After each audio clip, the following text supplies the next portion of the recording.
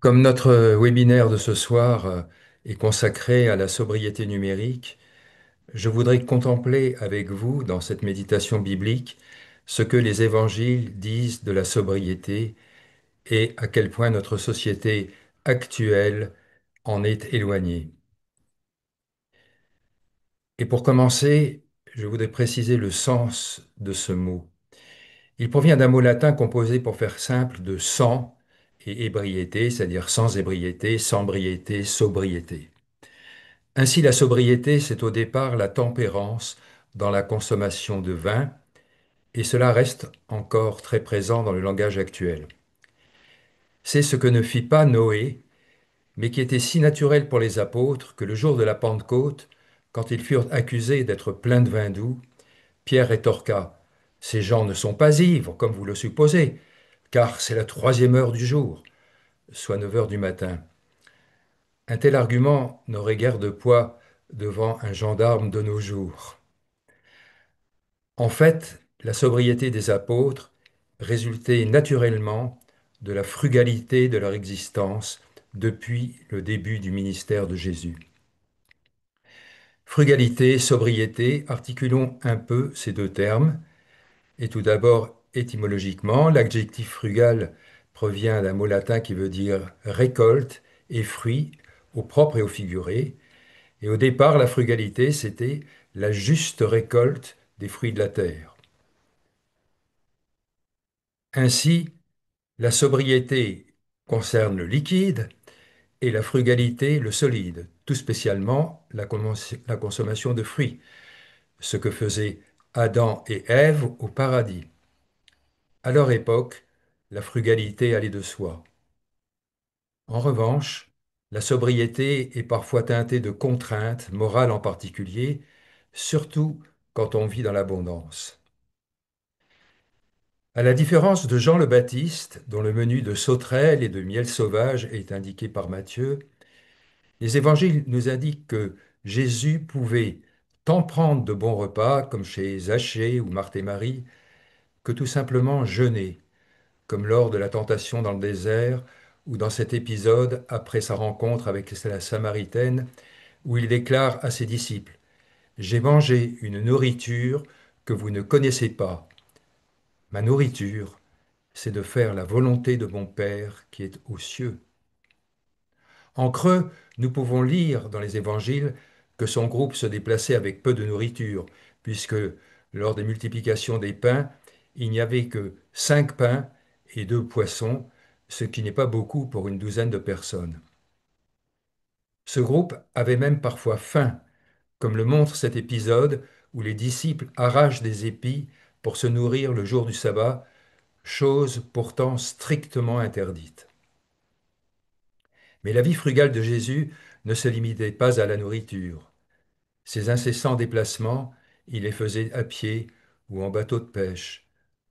En outre, comme les oiseaux du ciel, certainement qu'il incarnait son «à chaque jour suffit sa peine» ou «le reste vous sera donné par surcroît», et qu'il avait entraîné ses 70 disciples avant de les envoyer en mission en disant: Ne portez ni bourse, ni sac, ni souliers. Aussi, si nous voulons imiter Jésus, nous devons comprendre que le bonheur de son royaume implique la frugalité, comme moyen et comme conséquence. La frugalité comme moyen pour vivre dans son royaume, car c'est l'un des aspects de son «Si quelqu'un veut venir après moi, qu'il renonce à lui-même, qu'il porte sa croix et qu'il me suive». La frugalité comme conséquence, car prendre sur nous son joug nous repose des attraits du monde, car, dit-il, mon joug est facile à porter et mon fardeau léger. En revanche, qu'il est loin de la frugalité, l'habitant d'un pays développé. En effet, il est sans arrêt soumis à la publicité qui crée en lui toutes sortes de désirs. Ces désirs sont aussi alimentés par le mimétisme, pour accéder à une forme de normalité, en faisant ce que tout le monde fait. Ces désirs deviennent parfois un besoin, car sans ordinateur ou smartphone, on risque l'isolement. voire des difficultés pratiques. Dans notre société règne une ébriété, voire une idolâtrie de la consommation et de la technologie, tout particulièrement de la microélectronique et de l'infinie quantité d'objets d'attention qu'elle nous propose. La lumière artificielle a fait disparaître les étoiles du ciel des villes. Et maintenant, l'Internet fait disparaître d'une certaine façon ses habitants, car dans l'espace public, chacun a les yeux rivés sur un écran. Lors du récent webinaire Digital Cleanup Day 2025, Johanna nous avait invités à prendre conscience que le numérique n'est pas immatériel, que nous détruisons l'environnement à notre insu et qu'il nous fallait adopter des mesures correctives.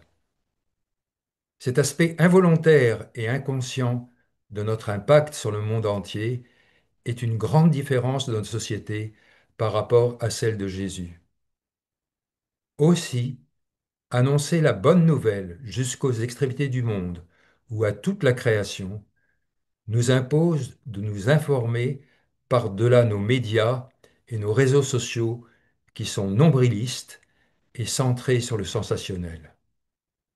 Pour nous chrétiens, ceci impose une vigilance particulière, car le chemin de Jéricho a désormais les dimensions du monde. La pratique du christianisme doit être actualisée, car une vie chrétienne ne peut plus se cantonner aux environs de nos églises. Alors prenons conscience du manque d'informations planétaires dans notre société et dans nos églises. Par exemple, en ce qui concerne l'impact de notre informatique, la colombo-tantalite ou coltan est un minerai composé de colombium, appelé maintenant niobium, et de tantale. Ces métaux sont majoritairement présents dans les condensateurs miniaturisés des téléphones portables, les ordinateurs et dans les appareils sans fil. Le contrôle de ce minerai a déclenché une guerre dans le Kivu, au nord-est de la République démocratique du Congo, depuis les années 1990. Guerre qui a déjà fait 5 millions de morts, avec toutes sortes d'atrocités. Qui le sait? Quels médias en parlent? Plus généralement, quel écho est donné aux affrontements armés au Soudan, en Somalie, en Éthiopie, qui provoquent famine et crise humanitaire de dizaines de millions de personnes? Ou aux 10 terrains de crise signalés par l'ONG CARE en janvier dernier, qui correspondent à 37 millions de personnes en Afrique, dont 2,2 millions y meurent de faim. Or, ces crises sont essentiellement dues au changement climatique. Les interventions militaires occidentales en Irak et en Libye ont déclenché l'explosion du terrorisme islamique avec le renforcement de la persécution des chrétiens en Afrique et en Arabie. Qui en a conscience? Si nous en sommes avertis, cette immense douleur provoque notre compassion pour ces pauvres Lazare. Mais en attendant, nos sociétés sont du côté du méchant riche, et pas du tout de celui des plus petits, des frères de Jésus, comme il en parle dans la parabole du jugement des nations. La prière quotidienne pour la création d'Arocha aborde ce sujet de temps en temps. De façon plus générale, Johanna avait attiré notre attention sur les effets planétaires de notre consommation informatique, en particulier émissions de CO2, destruction d'écosystèmes par les mines fournissant les matériaux pour l'informatique, puis par leurs déchets. Je donne un exemple. Rebaptisé Sodome et Gomorrhe par les habitants d'Accra, capitale du Ghana, son quartier, Agbog-Bloshi, est considéré depuis plusieurs années comme le site le plus pollué du monde. Des milliers d'adultes, mais aussi d'enfants et d'adolescents, désossent et brûlent en plein air ordinateurs, télévisions, téléphones et appareils ménagers. Si nous envoyons des missionnaires dans tous ces malheureux pays, il faut donc veiller à ne pas leur rendre la vie encore plus difficile par notre consommation. Alors, il est naturel de mettre la sobriété informatique dans le droit fil de cette frugalité prêchée par Jésus et qui est un chemin de liberté. Le nouvel Adam nous ramène vers le jardin d'Éden. Notre pression sur l'environnement peut baisser par imitation de Jésus, par amour de la création et par recherche du royaume de Dieu, et non par soumission à une contrainte écologique extérieure. Dans un monde où l'amour est davantage présent, il y a moins besoin de lois et de normes. Pas la loi, mais la joie. Dans ce cadre, il n'y a plus d'écologie punitive, mais une attitude d'amour envers la création, et tout spécialement nos frères humains partout sur Terre. En tant que lumière du monde, les chrétiens pourraient en témoigner et faire des émules en parlant au cœur des gens, et porter ainsi l'amour du prochain aux dimensions du monde et l'amour de Dieu à celle de sa création. Amen. Merci beaucoup, Dominique, pour cet encouragement, cette exhortation et ce que tu nous as apporté. Euh, pour ceux qui voilà, nous ont rejoints ce soir, on va parler de sobriété numérique, comme l'a dit Dominique. Et on peut voir que du numérique a de nombreux impacts sociaux et environnementaux, comme la consommation d'énergie, l'extraction de quantités croissantes de ressources naturelles, comme l'eau et les métaux rares, comme l'a précisé Dominique, mais aussi la pollution ou les conflits autour de l'extraction des métaux. Et en réponse à ces problématiques est né donc le concept de sobriété numérique qui demande un changement global des usages. Mais en quoi consiste ce changement global? C'est ce que nous allons voir ce soir durant ce webinaire. Nous ferons d'abord un état des lieux de la sobriété numérique et de ses enjeux environnementaux. Puis nous découvrirons les pratiques à privilégier avec des mesures très concrètes à mettre en place. Et c'est Alain Ries qui va nous parler de ça ce soir. Merci d'être parmi nous. Alain Ries est passionné d'informatique depuis l'âge de 10-12 ans, lorsque son papa a acheté un ordinateur sans Windows ni souris. Seul un curseur blanc clignotait à l'écran et il a fallu donc apprendre à s'en servir. Et depuis bientôt 20 ans, pardon, Alain s'est spécialisé dans la création de sites web permettant à leurs propriétaires d'être indépendants pour la gestion de leur site, en parallèle de son métier d'éducateur. Il s'est ensuite mis à son compte et vit aujourd'hui de cette activité professionnelle de conception de sites web, avec aussi la mise en place de logiciels de gestion et d'autres outils en ligne, ainsi que le dépannage informatique. Et il met en avant la liberté des utilisateurs et des utilisatrices. Depuis longtemps, Alain est un fervent utilisateur de logiciels libres et il n'utilise rien d'autre depuis qu'il s'est rendu compte à quel point Microsoft avait tourné sa veste et ne respectait plus utilisateurs et utilisatrices. Alain est aussi le papa de 3 enfants et il prend récemment conscience des enjeux du numérique sur la vie de ses enfants. Il a décidé alors de s'investir plus activement dans la prévention et l'information au grand public. Et c'est notamment sa raison d'être avec nous ce soir. Donc voilà, encore merci Alain d'être avec nous et je vous laisse maintenant la place. Merci infiniment de votre invitation et de cette opportunité de partager avec vous quelques éléments de réflexion et aussi quelques pistes. Je suis très honoré vraiment d'être là avec vous et merci notamment à Thierry du Doc de Vite qui nous a mis en contact avec Johanna. Alors j'ai préparé, je vais partager l'écran pour que vous ayez un support visuel qui corrobore mes propos, que j'avais intitulé, la première fois que je l'ai donné, Éco-truc dans la jungle informatique, mais qui va bien dans la thématique du webinaire de ce soir. Donc je démarre tout de suite avec une première, une petite touche humoristique de Mafalda que vous connaissez sûrement. Ce qu'il y a de triste avec les moyens de communication de masse, c'est qu'ils ne nous laissent plus le temps de communiquer avec nous-mêmes. Je vous présente aussi le plan de l'exposé qui vient d'être résumé par notre hôte. D'abord un état des lieux et puis ensuite quelques pistes de réflexion. Le numérique est extrêmement présent dans notre quotidien, hein, et puis ça peut commencer très tôt. Ça peut commencer très tôt. Il y a des choses, bien sûr, très positives. On le vit quand même au quotidien, rien que ce qu'on est en train de faire ce soir, de pouvoir, moi je suis en Suisse, la plupart vous êtes en France, et à des endroits différents, ça nous permet d'être ensemble. Euh, Ça améliore le partage, et il y a cette instantanéité de la communication qui ne veut pas forcément dire qu'elle est meilleure. Évidemment, ça a un impact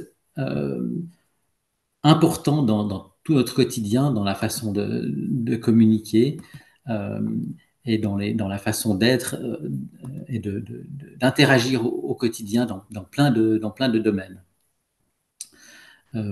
Et donc, il y a vraiment beaucoup de points positifs et d'effets positifs au numérique.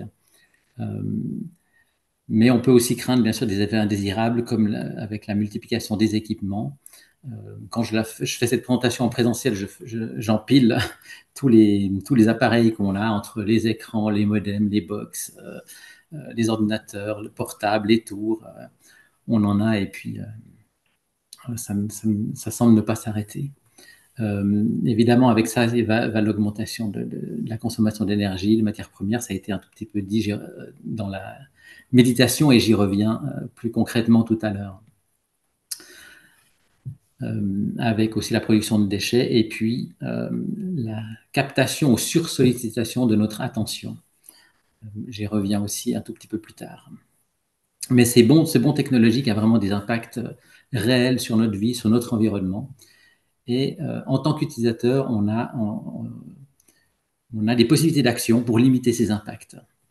On va commencer par ce qui fait mal, les chiffres de l'impact informatique, de l'informatique et notamment du matériel. Parce que c'est vraiment le matériel qui pèse lourd sur la note en termes d'émissions de gaz à effet de serre. Alors ces chiffres datent un tout petit peu. À l'époque, il y avait une équivalence entre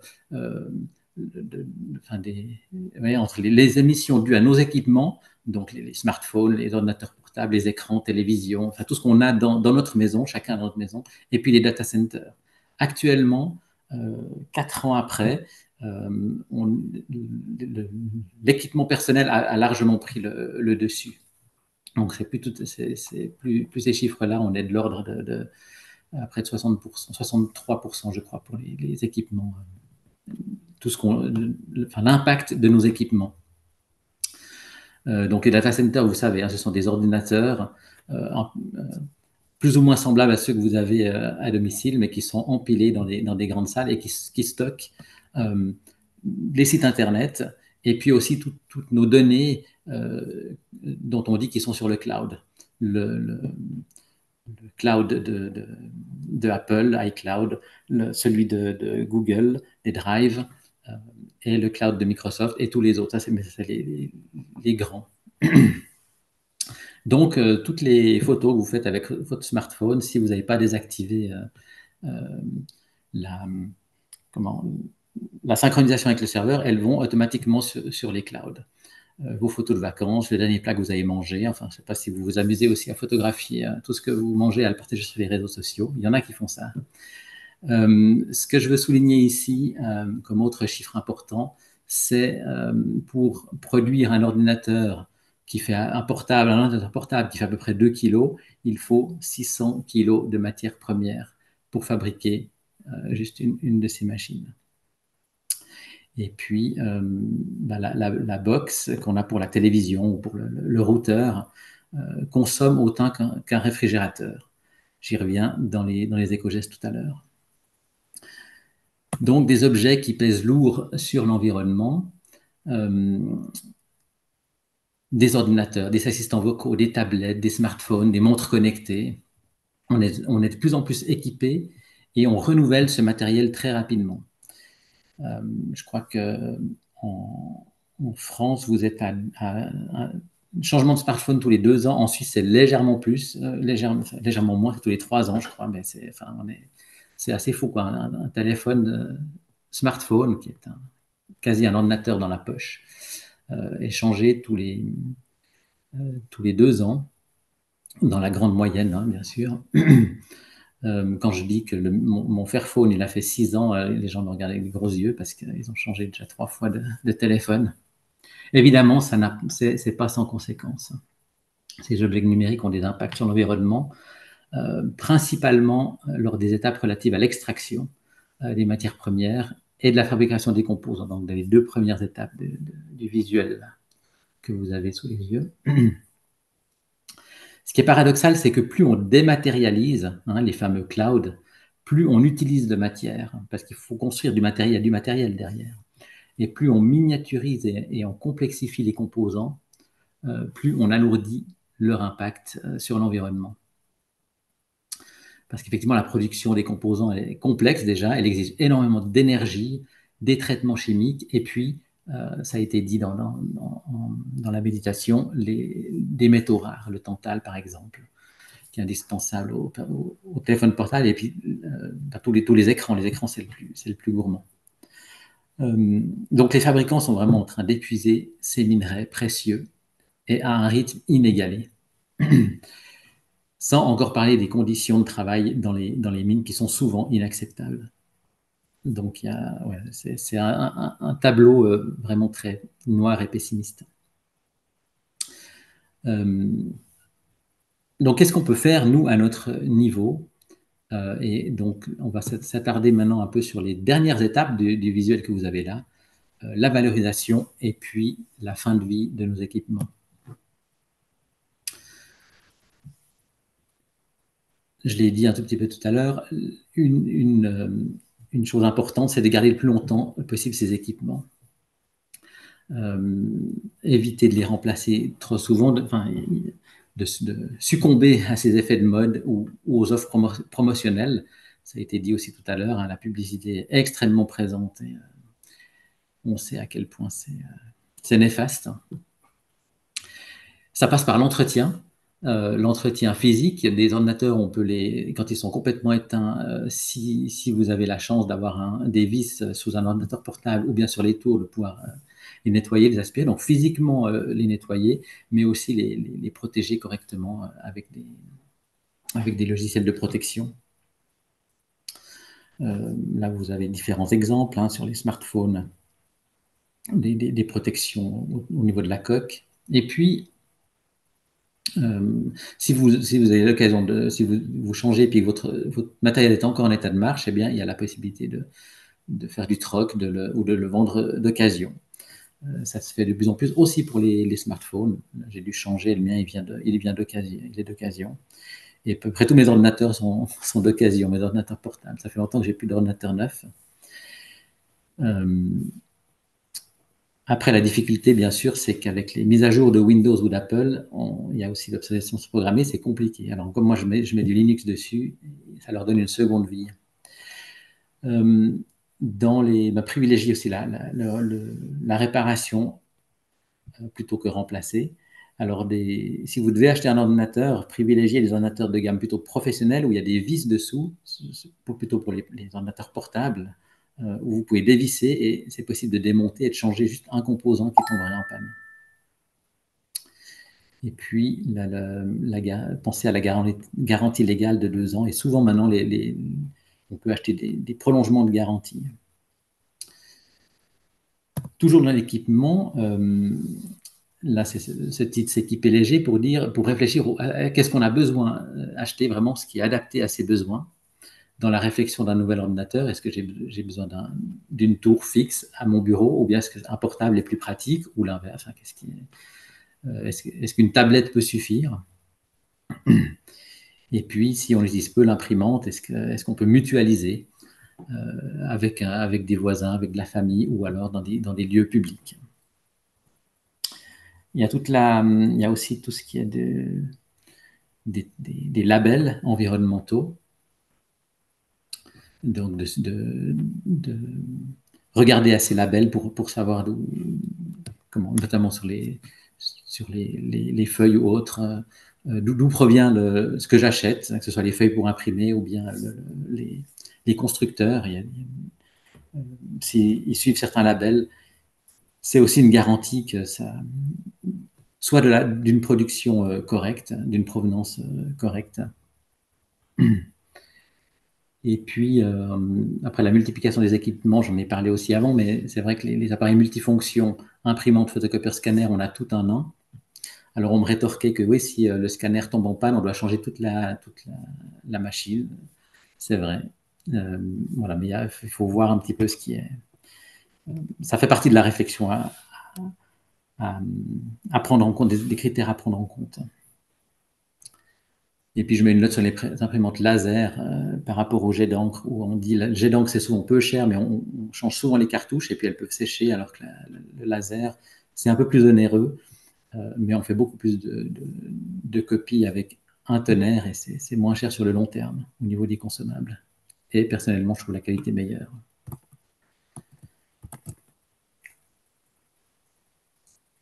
Au niveau de l'énergie,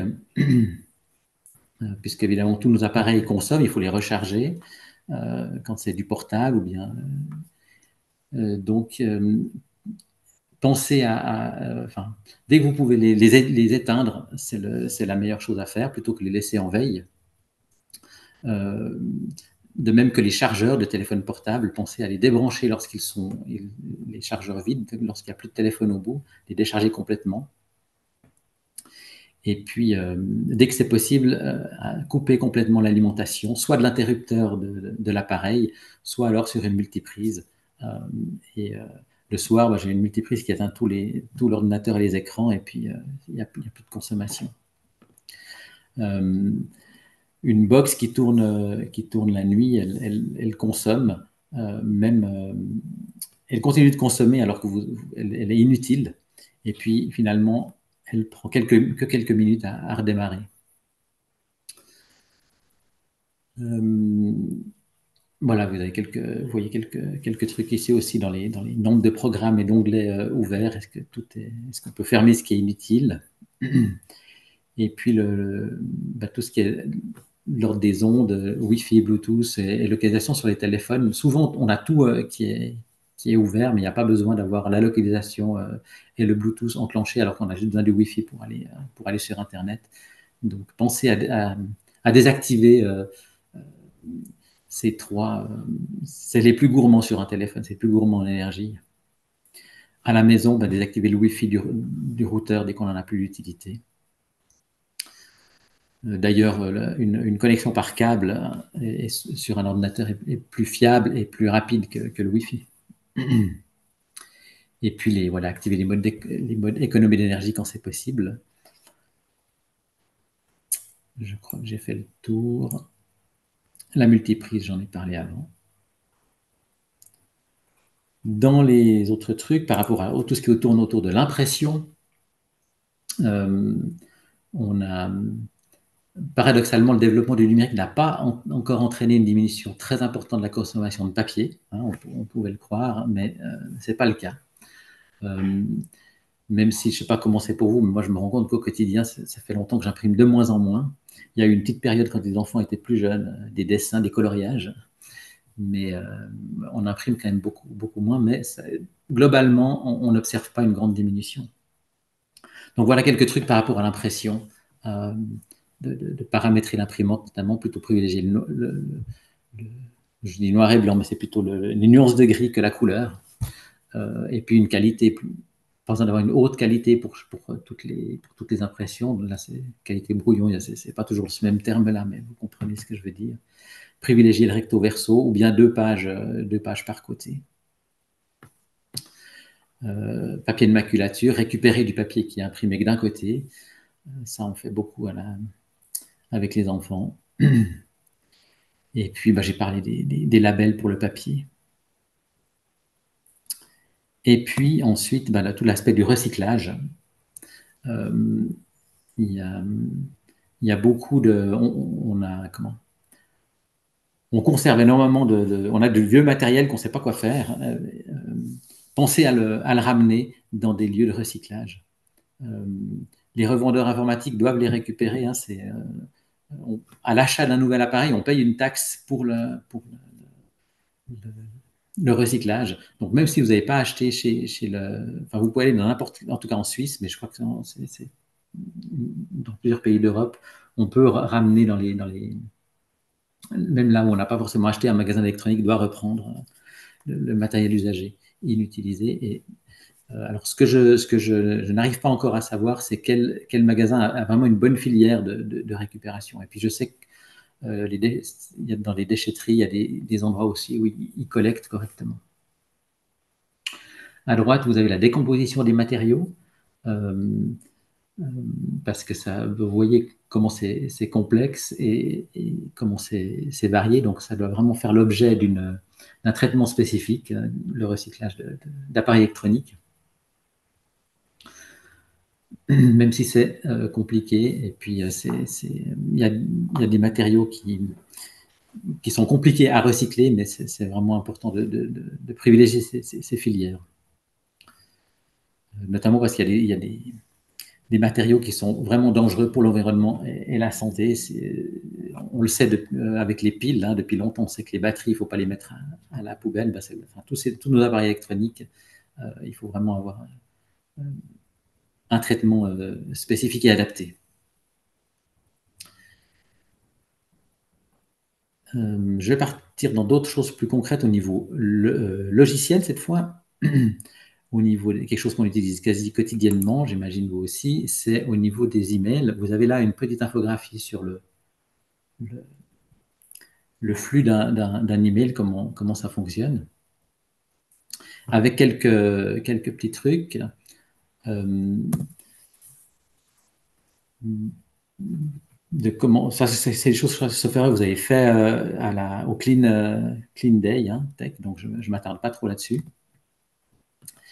Je vais parler pas mal des pièces jointes un petit moment ici, notamment d'optimiser la taille des fichiers que vous transmettez, de compresser les fichiers, soit par des zips, les images, pas besoin d'envoyer, enfin, faire attention à ne pas envoyer des photos de haute et grande qualité par email, mais vraiment les réduire.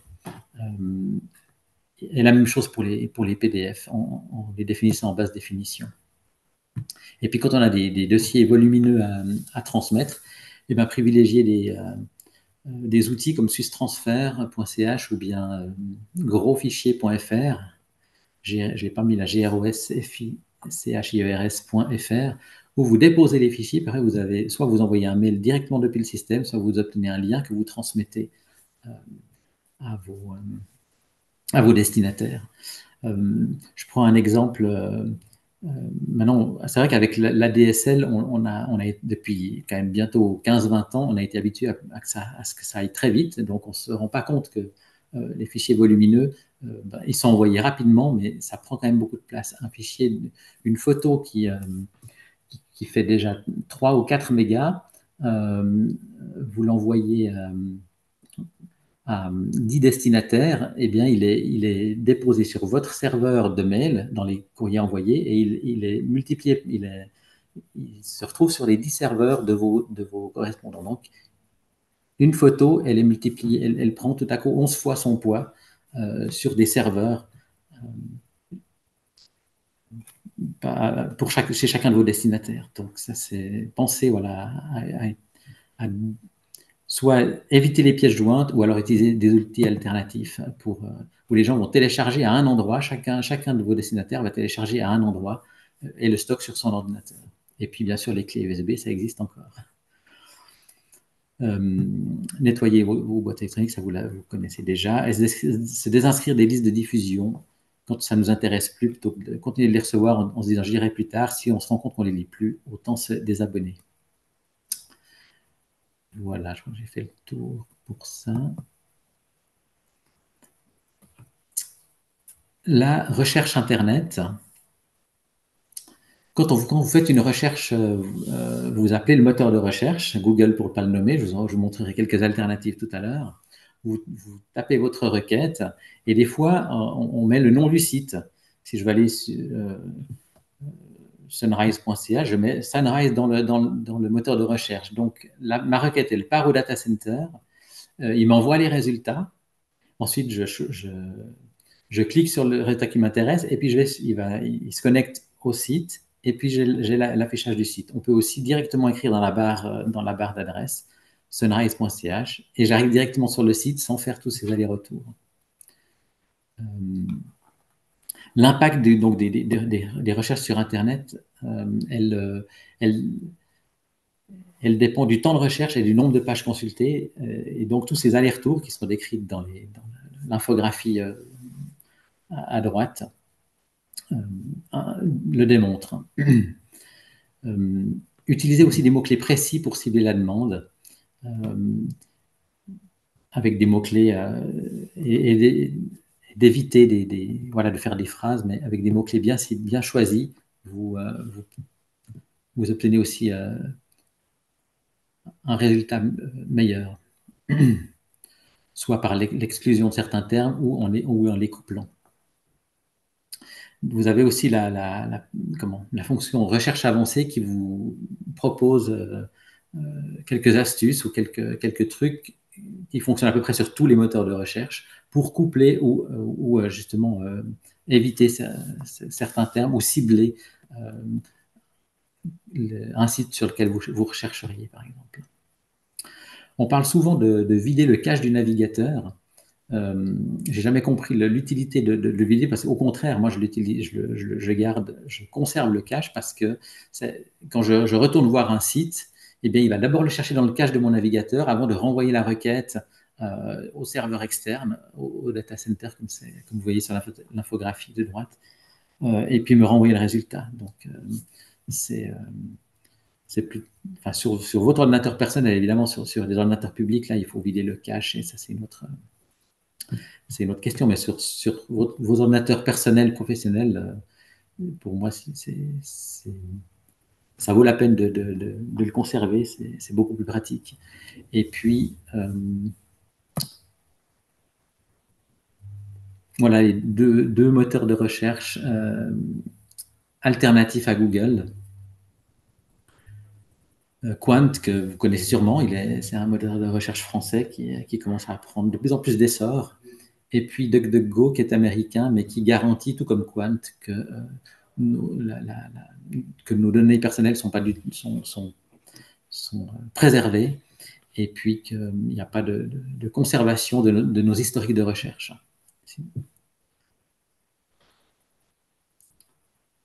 J'arrive à un sujet qui me tient à cœur, les logiciels libres, et pour ça, je vais vous montrer une petite vidéo qui présente ce que sont les logiciels libres.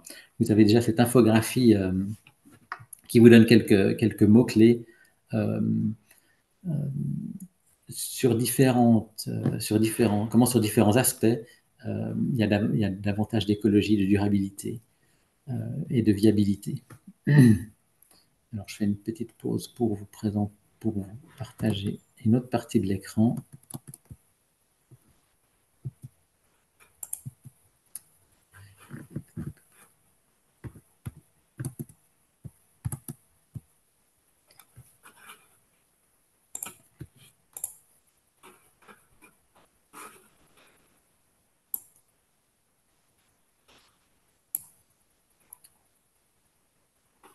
Est-ce que vous voyez toujours mon écran là? Oui, on le voit. Si. Est-ce Mais que c'est la vidéo ou c'est l'autre? La vidéo est en tout petit. Est-ce que c'est possible de la mettre en... Oui, je vais l'agrandir, c'est ça. Okay. Alors, c'est 2-3 minutes, je crois, 2 minutes 30. Vous me faites juste signe au niveau du son, si ça fonctionne. Depuis 2001, la Free Software Foundation Europe donne aux gens les moyens d'utiliser la technologie d'une manière qu'ils déterminent eux-mêmes et en toute liberté. Au début, cela n'avait d'intérêt que pour quelques individus. Aujourd'hui, c'est une préoccupation largement répandue, car la numérisation s'immisce de plus en plus dans la vie des gens, dans les entreprises, les organisations et les administrations publiques. Elle impacte de plus en plus notre environnement personnel et la société dans son ensemble. Le pouvoir des logiciels augmente, lui aussi. Des données intimes peuvent être divulguées. Les logiciels peuvent définir ce que nous avons le droit ou pas le droit de faire. Cela peut nous amener à perdre notre liberté, ou même la vie.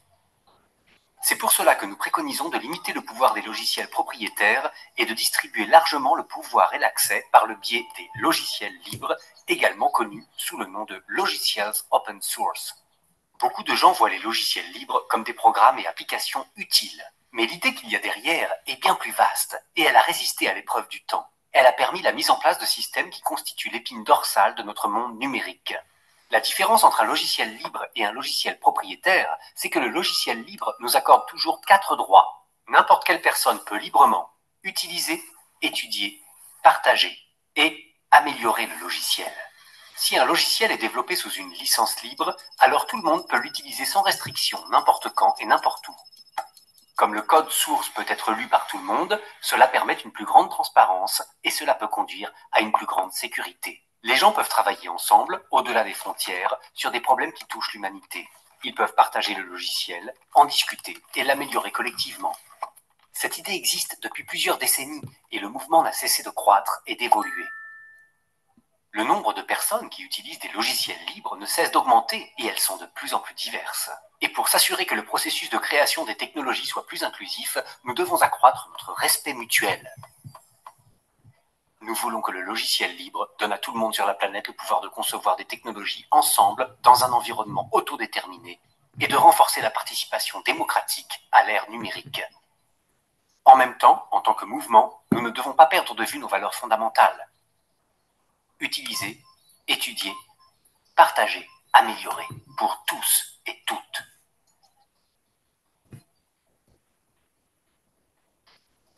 Au fait, cette vidéo a aussi été créée avec des logiciels libres.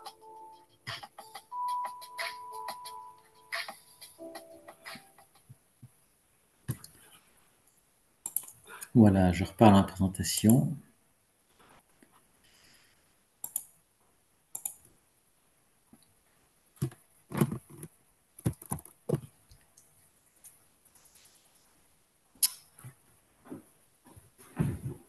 Alors, je vais avancer un petit peu dans cette thématique.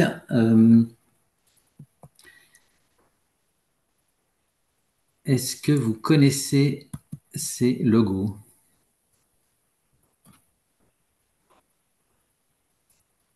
Je ne sais pas si vous voulez activer le micro, ça fait un petit peu l'interactivité. GAFAM. Oui, C'est ce qu'on tous. appelle les GAFAM. Est-ce que les logos, vous les reconnaissez? Oui, oui. Vous pouvez les nommer? Google, Amazon, Amazon, Meta, Apple, Et Microsoft. et Microsoft. Microsoft. Voilà. Meta, donc, qui est derrière Facebook et WhatsApp, effectivement. Alors, en Occident, c'est effectivement les GAFAM. Je vous mets ce petit dessin satirique hein, qui reprend les logos des géants, qu'on dit des géants de la tech. Donc Google qui propose d'innombrables outils gratuits. Hein. Il y a le moteur de recherche, c'est surtout connu pour ça. Mais il y a Gmail, l'adresse électronique, il y a des outils analytiques, Google Analytics, du nombre de visites de sites. Il y a l'édition de documents, traitement de texte Word, Excel en ligne, hein, le Drive, et puis le cloud. Amazon, le géant de la vente en ligne, qui ouvre d'immenses centres logistiques un peu partout dans le monde. Facebook, donc c'est l'entreprise Meta qui est derrière, qui a Facebook et WhatsApp. Facebook, ce réseau dit social, qui a un peu galvaudé le mot ami. Et puis Apple, qui est connu surtout pour ses Mac, iPad, iPhone, qui a le mérite d'avoir simplifié au maximum les actions pour les utilisateurs et qui permet, c'est vrai, une interopérabilité fabuleuse dans tous ces appareils, mais qui, d'un autre côté, multiplie les verrous numériques. Ouais. Et puis Microsoft, que l'on connaît surtout par Windows, et puis la suite Office, Word, Excel et PowerPoint. Donc ces géants de la tech ont vraiment une mainmise sur beaucoup, beaucoup de choses. Quand vous achetez un ordinateur, la plupart c'est Windows ou bien c'est Apple. Et puis quand vous ouvrez un navigateur, c'est Google qui est derrière. Et il y a des alternatives et c'est un peu ça que je vais vous présenter maintenant. Juste avant ça, je vous présente une association française qui s'appelle la Quadrature du Net, qui promeut et défend les libertés fondamentales dans l'environnement numérique. Elle lutte notamment contre la censure, la surveillance, qu'elles viennent des États ou des entreprises privées. Et puis elle questionne la façon dont le numérique et la société s'influencent mutuellement. Et puis avec d'autres associations, elle œuvre pour un Internet libre, décentralisé et émancipateur. Elle a déposé 5 plaintes contre chacun des GAFAM avec une campagne d'affichage que je vous présente brièvement. Je vous lis les petits sous-titres en dessous parce que c'est peut-être trop petit à lire. Google filtre ses résultats de recherche et les recommandations YouTube pour analyser tes réactions est enfermé dans sa bulle. Si tu as un smartphone sous iOS ou Android, il permet à Apple, Google et leurs applications d'enregistrer ta position sans toujours te le dire ou te laisser le choix. Facebook trie les contenus de son fil d'actualité pour analyser tes réactions, est enfermé dans sa bulle. Amazon, les comportements qui te semblent les plus anodins analysés en masse révèlent précisément ta personnalité, tes attentes et celles de ton entourage.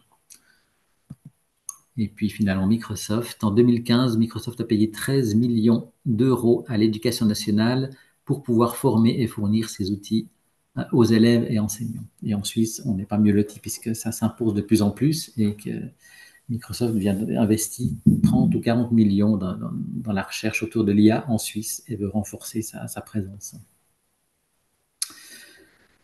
Voilà un tout petit peu pour très brièvement sur ces GAFAM et leur côté néfaste. Je ne vais pas m'étendre là-dessus.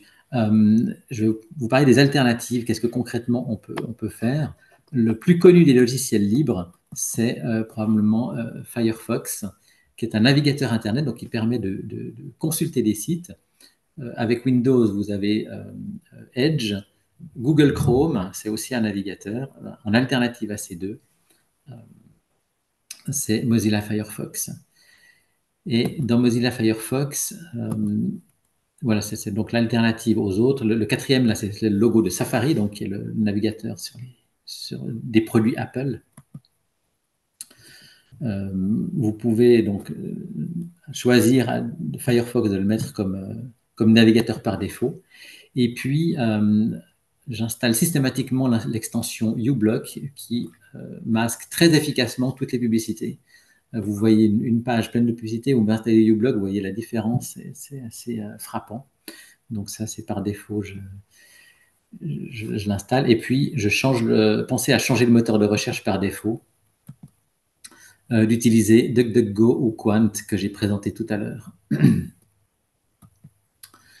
Dans les logiciels libres, au niveau de la bureautique, donc ce qui est Word, Excel, la suite Microsoft Office, le remplacer par LibreOffice, qui fonctionne vraiment très très bien. Moi, ça fait, je pense, bientôt 30 ans que je l'utilise. C'était OpenOffice avant. Enfin, OpenOffice existe toujours, mais c'est toujours des logiciels libres, OpenOffice ou LibreOffice. Pour gérer ou consulter vos courriels à la place de Microsoft Outlook, vous pouvez remplacer par Mozilla Thunderbird. Vous voyez que Mozilla, on retrouve dans le nom de Firefox et Thunderbird, puis c'est la même fondation qui est derrière. C'est une fondation qui promeut ces logiciels libres et qui garantit nos libertés.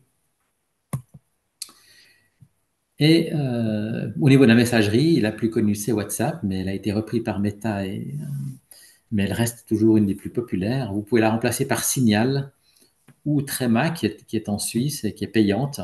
Elle est à 6 €, je crois, maintenant. Il faut que je mette à jour mon slide, mais c'est tout récent que ça a changé. Ou Telegram, qui est aussi très décrié, mais qui reste plus sûr que WhatsApp. Mais entre Signal et Trema, vous avez là déjà de très bonnes messageries. Alors bien sûr, après la question, c'est de dire, mais tout le monde est sur WhatsApp, alors que sur les autres messageries, vous avez nettement moins de monde. Mais vous pouvez aussi inciter les gens à réfléchir et à changer. Et puis, je ne sais pas si c'est très connu aussi en France, Doodle, pour les sondages, trouver une date commune, ça vous pouvez le remplacer par Framadate. Framadate, dans Framadate, il y a Frama qui vient de Framasoft, qui est une association française aussi. C'était des enseignants de français et de maths qui se sont mis ensemble et qui ont développé des logiciels pour l'enseignement, mais c'est devenu la plus grosse association de promotion du logiciel libre. Ils ont lancé une campagne il y a à peu près 5 ans, je crois, ou encore un peu avant, de dégooglisation d'Internet. Voilà, Framasoft, ça fait partie des ressources que vous trouverez tout à l'heure. Je vous donnerai des références. Je continue avec d'autres alternatives dans les lecteurs multimédia, donc pour écouter de la musique ou visionner des vidéos. Le fameux cône de chantier, c'est VLC, qui est un logiciel peut-être assez connu aussi, qui est pour le multimédia, voilà. Et puis, j'en ai parlé avant, envoi de documents volumineux. Alors, pour moi, volumineux, c'est des 1 mégaoctet. Hein. Alors, moi, je suis très strict à ce niveau-là. Pour moi, c'est déjà volumineux. Dès le moment où on parle de mégaoctets, c'est volumineux. Je suggère d'utiliser ce transfert, ou bien, comme j'ai dit avant, grosfichier.fr. Au niveau des systèmes d'exploitation, il y a Windows et Apple qui sont les deux grands, mais il existe aussi des alternatives comme Linux. Et quand on parle de Linux, c'est pas un, mais c'est plusieurs. C'est un système d'exploitation, mais ce sont en fait des distributions. Il en existe toutes sortes. Il y en a quelques-unes ici. Et le logo, c'est le pingouin, ça c'est historique. Je ne vais pas vous raconter toute l'histoire maintenant, mais l'avantage de Linux, souvent des distributions beaucoup plus légères, et donc beaucoup d'ordinateurs qui ne tournent plus sous Windows ou même sous Apple retrouvent une deuxième vie et une bonne deuxième vie sous Linux. Et puis il faut savoir que dans le monde, j'ai plus le pourcent, entre 80 et 90% des serveurs sont sous Linux parce que c'est beaucoup plus stable et fiable. Et au niveau des téléphones mobiles, donc là, vous voyez les logos des applications, des apps Apple, pardon, et puis Android. Et le premier, c'est F-Droid, donc c'est un dépôt alternatif à Android où il y a aussi des applications, mais ça passe pas par Google. Et donc parce que Android, vous le savez, hein, c'est Google qui est derrière. C'est un système qui est aussi basé sur Linux, Android, qui est libre, mais qui passe par Google, donc où on est pisté et on est tracé à tout moment. Ce qui n'est pas le cas de F-Droid qui possède aussi de nombreuses applications que vous pouvez installer sur Android. Deux ressources, j'arrive au bout de mon exposé. Le livre de gauche, donc c'est vraiment de là que j'ai pris une grande partie de ce que je vous ai présenté ce soir. Il est extrêmement concret comme livre, très pratique, très court. Il fait 60 pages. Frédéric Bordage, retenez ce nom, il a écrit un livre un peu plus conséquent sur la sobriété numérique, et puis après il a écrit celui-là très concret, très pratique. Et puis, évidemment, si je vous parle de logiciels libres et des GAFAM, eh bien, je ne peux pas ne pas vous parler du livre à droite, La guerre de l'attention, comment ne pas la perdre, parce qu'il y a vraiment des enjeux. Si vous avez des enfants ou des petits-enfants, vous vous rendez bien compte. Et les deux auteurs sont à l'initiative de l'association marseillaise, présente aussi à Paris, Lève les yeux, qui est déjà le nom est déjà tout un programme. Mais voilà un peu deux ressources qui prolongent ce que je vous ai brièvement présenté ce soir. Je vous remercie de votre attention et puis vous trouvez les ressources et d'autres choses encore sur mon site artisanduweb.ch. Si vous rajoutez /jungle, vous arrivez directement sur une page avec les ressources. Voilà ce que j'avais à cœur de vous présenter ce soir. Merci beaucoup, Alain, pour ces éléments. On a déjà plusieurs questions dans le chat pour continuer à discuter. N'hésitez pas à poser d'autres questions. Mais la première question qu'il y avait, Alain, c'était par rapport à Signal.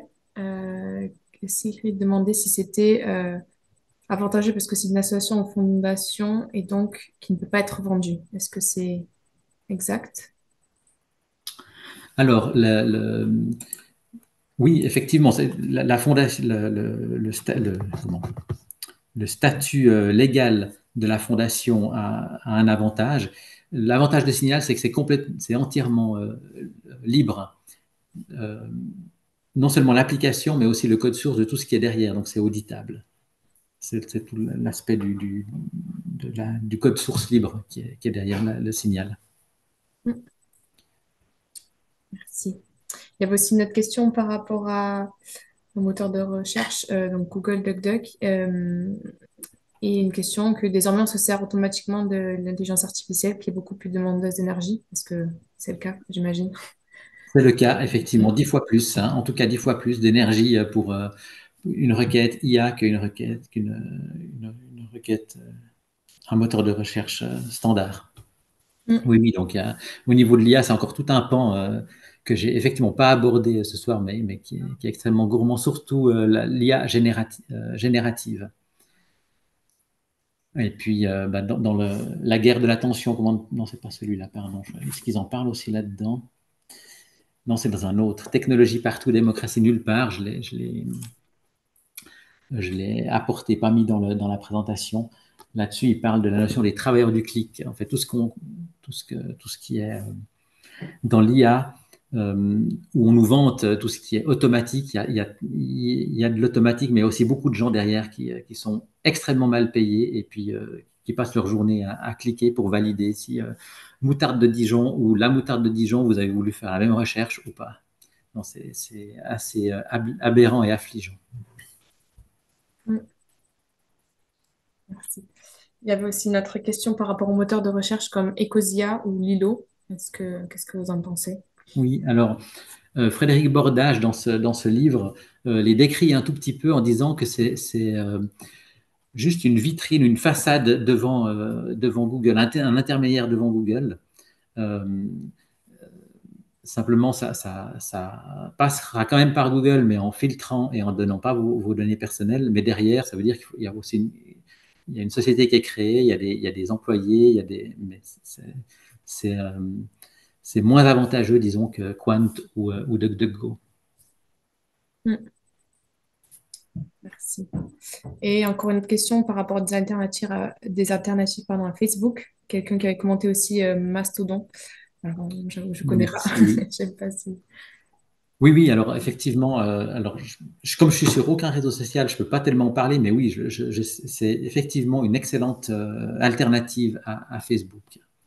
Il y en a quelques autres, mais Mastodon fait partie des, des réseaux sociaux promus par les utilisateurs de logiciels libres. Mais la personne pourra peut-être en parler plus que moi parce que j'avoue mon incompétence dans les réseaux sociaux. Alors, c'était Nathanaël qui avait parlé de Mastodon. Est-ce que Oui, tu peux bonjour. en dire plus? Je sais pas si Bonsoir. du coup, je vais mettre la caméra, mais ah non, elle marche pas. Oui, je voulais. Bah, donc Mastodon, c'est alors pour un réseau social. Donc le fait qu'il soit libre, c'est pas forcément le truc prioritaire, mais on a besoin surtout. Enfin, il y a surtout un contrôle qui est fait par la société qui s'en occupe, et donc il peut se permettre de mettre plus en avant certains contenus, par exemple des promotions commerciales, ou de mettre enfin, donc, par là, il va vendre nos données personnelles, hein, tout simplement. Ou aussi de faire comment on appelle ça? De supprimer du contenu. Vous avez marqué quelque chose, ça ne plaît pas au propriétaire du réseau social, il le censure, c'est son droit finalement, puisque c'est une entreprise qui est derrière. Mastodon va répondre à ces problématiques en disant, mais en fait, c'est un réseau qui est décentralisé, donc qui va avoir plusieurs serveurs. On va s'inscrire sur un serveur, on va pouvoir voir le contenu des autres serveurs, mais il n'y a personne qui a vraiment le contrôle sur l'ensemble. Le responsable du serveur a le contrôle sur son serveur, mais il ne va pas pouvoir couper le reste. Et donc oui, c'est un logiciel libre, donc on va pouvoir le partager et le mettre sur plusieurs serveurs. Voilà, si je peux un peu résumer Mastodon et les avantages qu'il a. C'est Merci juste bien. notre petit truc, c'est que les réseaux sociaux ont quelque chose d'assez toxique où finalement les gens vont beaucoup critiquer et vont beaucoup s'insulter, mais vraiment, c'est pire que la cour de récré à l'école, hein. Mm.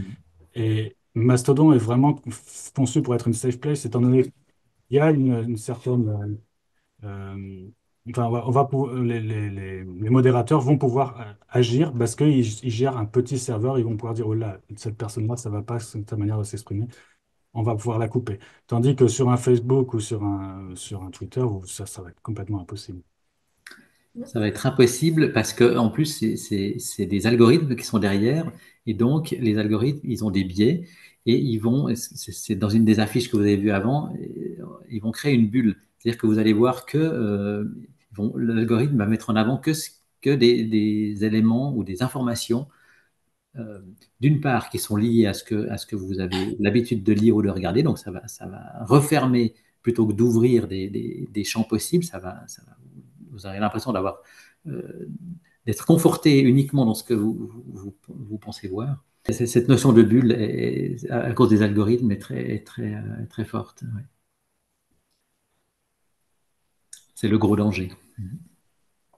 Et j'ai une question là. Comment passer d'Android à F-Droid sur mon smartphone? Alors, on ne peut pas passer d'un à l'autre, mais en fait, c'est un F-Droid, ça fonctionne comme ça remplace, pas Android, ça remplace Google Play. C'est un dépôt en plus. Donc, vous allez sur le site f-droid.org, je crois, et puis là, vous téléchargez cette application. Il faut valider une ou deux choses parce qu'évidemment, Google va dire, mais c'est pas un développeur fiable, ou il va mettre des réflexions. Et après, vous avez une application qui a des dépôts et qui a des applications qui fonctionnent semblables à Google Play, mais avec des applications, d'autres applications. Moi, je me pose toujours la question, est-ce que nous, en tant que chrétiens, on doit travailler avec GAFAM tout le temps, tout le temps? Groupe Facebook, groupe WhatsApp, ceci, cela, Google. Voilà, c'est une question que je pose. Pour moi, je trouve que c'est pas une attitude de chrétien, notamment ce qu'on a entendu tout au départ dans la méditation. Je partage entièrement votre avis et je suis en train de réfléchir. Enfin, j'ai discuté avec Hmm. un pasteur il y a quelques Hmm. mois de quelle corrélation il pourrait y avoir entre la, la- les logiciels libres, enfin la liberté donnée par les logiciels libres et la liberté du chrétien. Je suis sûr qu'il y a Hmm. des liens et des choses à réfléchir là derrière, mais j'ai encore pas creusé assez la question, mais ça me travaille aussi. La question se pose, hein, de l'utilisation de certains réseaux sociaux, que ce soit X, anciennement Twitter, par des églises. Comment est-ce qu'actuellement on peut continuer d'être sur un tel réseau social au vu de son évolution?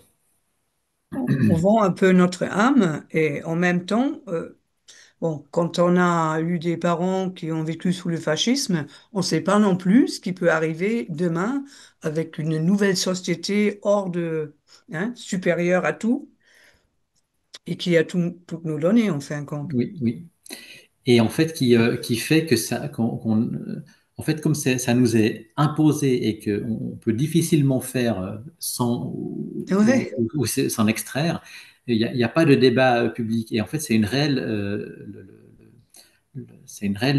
un réel danger pour nos démocraties, parce qu'il n'y a pas de débat public, de débat citoyen oui. sur euh, est-ce qu'on veut vraiment, est-ce qu'on peut que subir finalement. La 4G est bientôt obsolète, il y a des gros débats sur la 5G, bientôt la 6G, mais c'est pas des débats, c'est on nous impose, il faut faire avec, et Hmm. c'est difficile de faire entendre, dire mais non, on n'en a pas besoin.